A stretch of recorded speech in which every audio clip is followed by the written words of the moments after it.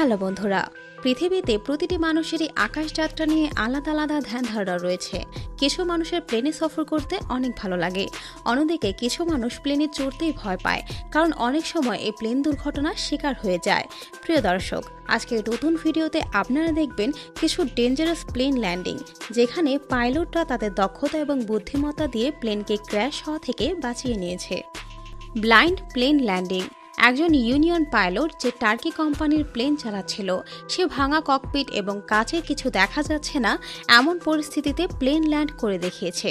দুর্বল অবস্থার সাথে মোকাবেলা করে প্লেনে থাকা 120 জন প্রবাসী এবং 6 জন ক্রু মেম্বারের জীবন পাইলট দ্বারা সফলতার সাথে বাঁচানো হয়েছে। আর এই সেফ ল্যান্ডিংয়ের হিরো ছিল পাইলট আলেকজান্ড্রো অকপো। যখন মাটি থেকে প্রায় 12 থেকে 20 মিটার ওপরে প্লেন পৌঁছে যায়, তখন খারাপ অবস্থার জন্য সামনে কাচের জানালা দিয়ে কিছু দেখা যাচ্ছিল না, আর ককপিট ভেঙে যায়। কাচের ব্রেকের জন্য পাইলট কিছুই দেখতে পাচ্ছিল না। এজন্য পাইলট ফিরে যাওয়ার সিদ্ধান্ত নেয়, অনুমান করেই প্লেনকে সফলভাবে ল্যান্ড করে। রুফলেস ল্যান্ডিং। দর্শক, এটি আমেরিকান ফ্লাইট LSA শুধু 35 মিনিটের যাত্রার জন্য বের হয়েছিল। এই ছোট সফরে যাত্রীদের এমন ভয়ঙ্কর অনুভূতি হয়, যার মুখোমুখি তারা আর জীবনে কোনোদিন হতে চাইবে না। ফ্লাইট টেক ওভারের 23 মিনিট পর প্লেন 7300 মিটার উঁচুতে পৌঁছানোর পর বাতাসের চাপ বেশি হওয়ার ফলে কিছু যাত্রীদের মাথার উপর থেকে ছাদ উড়ে যায়, অর্থাৎ তাদের মাথার উপরে ছাদই ছিল না। তীব্র ঠান্ডা বাতাসের মোকাবেলা করতে হচ্ছিল যাত্রীদের। এটি দেখে সবাই অনেক ভয় পেয়ে যায়। এর থেকেও খারাপ খবর হলো, প্লেনের দুটো ইঞ্জিনের মধ্যে একটি ইঞ্জিন কাজ করা বন্ধ করে দিয়েছিল। প্লেন 3000 মিটার ওপরে ছিল, আর যাত্রীদের 310 মিল প্রতি ঘন্টার স্পিডে তীব্র বাতাসের মোকাবেলা করতে হচ্ছিল। অবশেষে পাইলট তার সকল ক্রু মেম্বার আর যাত্রীদের নিয়ে প্লেন ল্যান্ড করতে সফল হয়। এই অ্যাক্সিডেন্টকে ইতিহাসের সবথেকে খারাপ প্লেন অ্যাক্সিডেন্ট বলা হয়। Landing on the beach.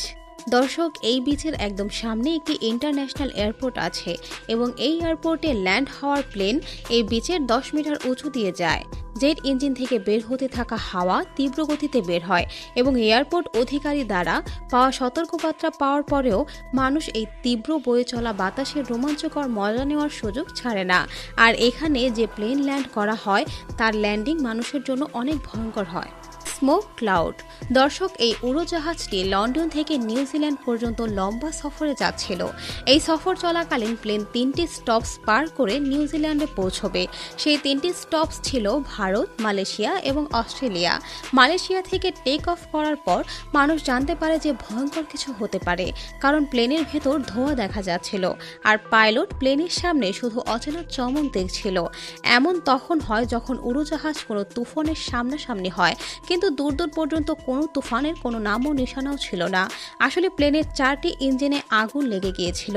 তখন যাত্রীদের জন্য একটি খুশির সংবাদ আসে যে প্লেনের একটি ইঞ্জিন কাজ করা শুরু করেছে, এবং বাকি 3টি ইঞ্জিনও একটু একটু করে কাজ করা শুরু করে দিয়েছে। অবশেষে প্লেনটি সফলতার সাথে ইন্দোনেশিয়াতে ল্যান্ড করে, এবং পরীক্ষা নিরীক্ষার পর জানা যায় যে জ্বালামুখীতে হওয়া বিস্ফোরণের জন্য যে আগুন হাওয়ায় ছড়িয়েছিল, এটি তারই পরিণাম ছিল। প্রিয় দর্শক, আজ এই পর্যন্তই। ভিডিওটি কেমন লাগলো তা কমেন্ট করে অবশ্যই জানাবেন। ভিডিওটি ভালো লাগলে লাইকে ক্লিক করুন এবং আমাদের চ্যানেলটি সাবস্ক্রাইব করুন। আমি বিথিলা রহমান এবারের মতো বিদায় নিচ্ছি। এতক্ষণ মনোযোগ দিয়ে ভিডিওটি দেখার জন্য ধন্যবাদ।